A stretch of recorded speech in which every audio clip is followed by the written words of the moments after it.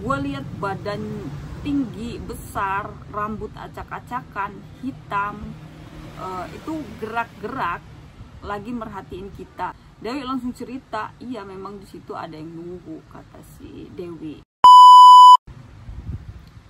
Halo guys, assalamualaikum warahmatullahi wabarakatuh. Jumpa lagi di channel Filosof Afrida. Sebelum masuk ke cerita ini, tekan dulu tombol like, komen, dan juga subscribe di bawah. Dan jangan lupa aktifkan lonceng notifikasinya guys ya, agar kalian tidak ketinggalan cerita-cerita menarik lainnya. Di cerita kali ini saya akan menceritakan kisah seorang yang mengalami gangguan horor di sebuah kos-kosan angker di daerah Mandar Lampung. Cerita ini saya dapatkan dari ayunda kita, yakni Dewi. Nah, Dewi ini adalah penghuni lama kos-kosan guys. Nah, sebelum saya masuk, saya disclaimer dulu. Semua nama, tempat, ataupun wilayah ini sudah saya samarkan. Bagi teman-teman yang menyadari banyak clue dalam cerita ini, harap untuk menyimpan untuk diri sendiri ya. Nah, nggak usah dikomen di kolom komentar. Kalian simpan saja. Pengalaman narasumber menempati kos-kosan angker di daerah Lampung, dan angkernya ini lagi-lagi karena sebuah usaha. Jadi pemilik kos-kosan ini memiliki usaha, yakni toko bangunan dan kos-kosan di satu ruko gitu Wak. Nah, jadi hantu-hantu ini sengaja diadakan untuk jadi penunggu usahanya gitu. Nah, ruko ini tingkat 2 Wak. Jadi lantai 1 itu toko bangunan, dan kemudian di lantai 2 kos-kosan. Jadi rukonya ini lantai 2 Wak. Jadi lantai satunya itu adalah toko bangunan, dan kemudian lantai 2 baru kos-kosan. Nah, kebayang lah ya kan. Nah, jadi ruko ini ada 2 lantai, otomatis itu ada tangganya ya kan, buat naik ke atas. Jadi tangganya itu jejer, di tengah-tengahnya ini ditutup tembok guys, pembatasnya gitu. Nah, jadi bisa kebayang lah ya, 2 tangga gini, di tengahnya ditutup tembok. Jadi nggak kelihatan gitu antara tangga satu dengan tangga yang satunya. Nah, jadi untuk tangga yang sebelah kanan ini untuk itu tangga naik turun penghuni kosan, dan yang tangga satunya ini lagi itu penghubung tangga dari toko bangunan ke kos-kosan di atas. Atau lebih tepatnya buat yang punya kosan mantau gitulah ya. Biar nggak capek-capek muter-muter untuk naik ke atas gitu. Sekitar tahun 2014 setelah kelulusan SMA, aku diterima di salah satu universitas yang ada di kota Bandar Lampung. Niat awalnya ngekos deket-deket kampus biar enak gitu, pulang ngampus gitu enak, deket gitu ya kan, berangkat ngampus juga deket gitu. Dapatlah kos-kosan di depan kampus awalnya itu guys. Nah, singkat cerita, ngekoslah di depan kampus sama temen satu fakultas gitu. Selama kurang lebih 1 bulan, nggak betah karena satu dan lain hal lah ya, yang buat nggak betah gitu. Salah satunya karena transportasi angkot nggak masuk ke situ. Jadi pulang ngampus itu jalan kaki, berangkat ke kampus itu juga jalan kaki guys. Jadi ada satu dan lain hal lah ya yang buat nggak betah ngekos di situ. Nah, singkat cerita, aku dan temanku ini ngobrol kayaknya aku mau pindah kosan deh, cari-cari tempat lain, siapa tahu ada yang lebih enak, cari tempat yang ada transportasi angkotnya, soalnya capek harus bolak-balik jalan kaki gitu. Belum lagi kalau pulang ngampus itu kan kadang-kadang siang, nggak nentu gitu, panas gitu, capek gitu. Nah, jadi ngobrol-ngobrol sama temen, ini kayaknya saya mau pindah kosan gitu, nyari kosan yang lain gitu. Nah, pulang kami dari ngampus, kami pun langsung OTW nyari kosan gitu guys. Jadi setelah kita berbincang-bincang tadinya sebelum ngampus, pulang ngampus langsung nyari kos-kosan, dan berhenti di jalan untuk nelpon salah satu teman kami, yaitu yang bernama Junia, nanyain ada kosan yang kosong nggak gitu. Dan langsung kami telepon teman kami Junia ini, nggak banyak basa-basi, langsung kami tanyakan ada kamar kosong nggak tempat lu gitu kan. Telepon pun berlangsung, kemudian langsung dijawab oleh Junia ini. Kebetulan kata Junia ada nih kamar kosong, ada 2 kamar kata dia, ada 2 kamar lagi, pas banget ada 2 kamar ya kan yang kosong. Karena di sini yang akan ngekos bukan cuman si Sari aja, tapi dia juga ngajak si Fitri, temennya, teman ngobrolnya itu. Jadi mereka berdua ini mau pindah kosan semua gitu. Berdua ini mau pindah kosan. Nah kebetulan ada 2 kamar yang kosong. Nah langsung dengan sigap Sari dan juga Fitri ini jawab omongannya si Junia. Oke, kata si mereka berdua ini, kami OTW ke situ untuk ngecek-ngecek kos-kosannya bagaimana gitu ya kan.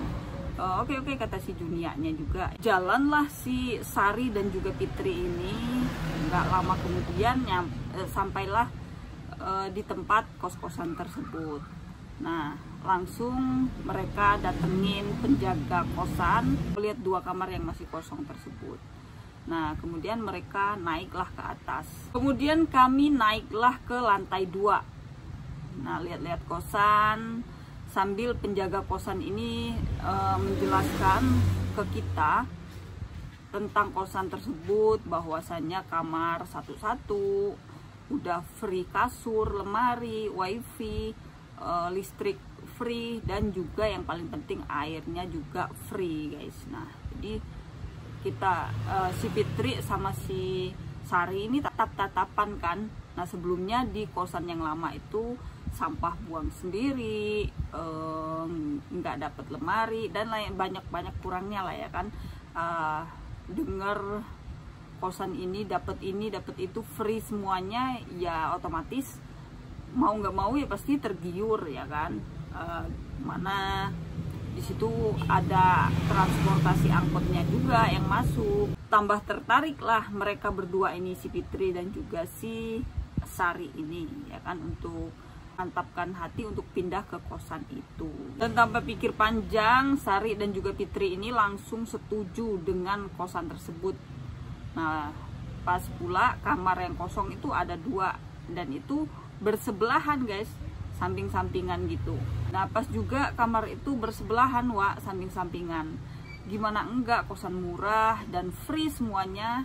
Intinya kosan ini pas banget lah dengan budget mereka gitu. Ya secara gimana nggak langsung setuju ya kan. Kosan murah, free semuanya, fasilitas lengkap ya kan. Jadi nggak berpikir panjang, mereka pun langsung mengiyakan untuk ngekos di situ. Kemudian langsunglah si Sari dan juga si Fitri ini langsung ngomong sama penjaga kosan kalau kami jadi mau ngekos di kosan ini, dan langsung ke bawah itu langsung ke toko bangunan untuk nemuin Enci yang punya kosan dan langsung bayar selama 1 bulan. Karena memang kosannya ini bulanan guys, bukan tahunan gitu. Sari dan juga Fitri ini langsung ngomong ke Encinya bahwa besok mereka akan langsung pindah ke kosan ini. Singkat cerita, Enci ini pun langsung ngomong dengan Tia, penjaga kosan, agar supaya membersihkan 2 kamar karena besok akan ada yang menempati gitu. Nah paginya sekitar jam 10-an, Sari dan juga Fitri ini lanjut ke kos-kosan setelah mendapatkan kabar kalau kamarnya sudah bisa ditempati. Langsunglah mereka ini bergegas untuk pindah kosan gitu ya guys ya, dari kosan di depan kampus ke belakang tempatnya Enci. Letak rukonya ini berada di tempat yang strategis, tapi memang posisinya ini ada di pas pengkolan gitu guys. Yang di depannya itu sawah-sawah. Nah jadi di depannya itu agak sepi gitu ya kan, tapi banyak orang kok sebelah sana, ke pengkolan sana lebih banyak orang gitu. Nah untuk akses menuju kosan ini lumayan ekstrim juga sebenarnya untuk anak kampus ya.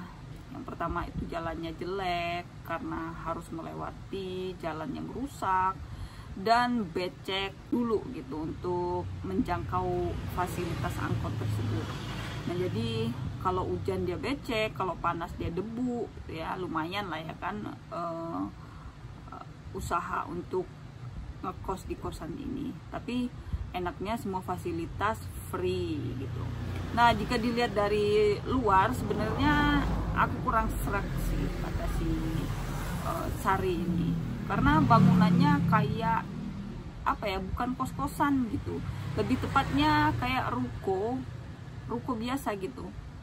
Banyak yang datang ke ruko bawah beli alat-alat bangunan, tapi hawanya itu kayak sepi gitu guys. Kalian tahu nggak sih, orang rame, ada orang tapi kayaknya nggak ada orang gitu, kayak nggak ada penghuni gitu, jadi sepi gitu, hening gitu ya kan.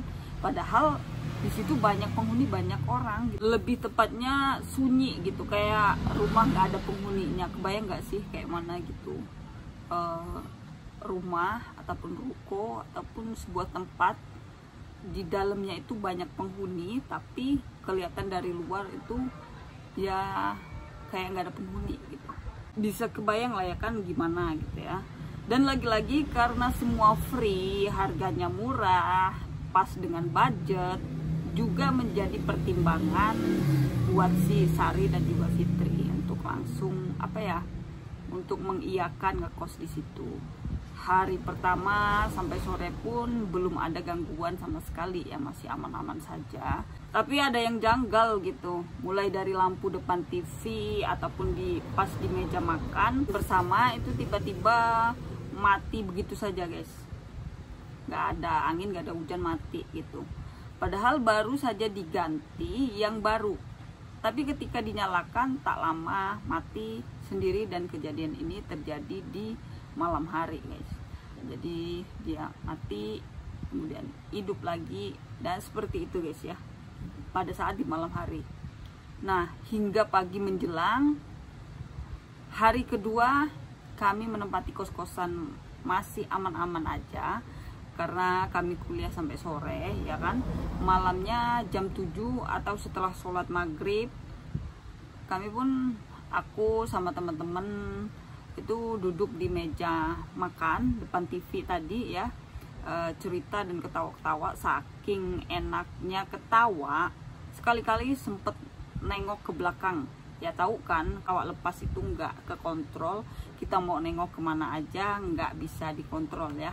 Nah, sesekali itu nengok ke belakang, saking enaknya ketawa, dan nggak sadar tanpa sengaja ada salah satu teman, yaitu namanya Nia ya.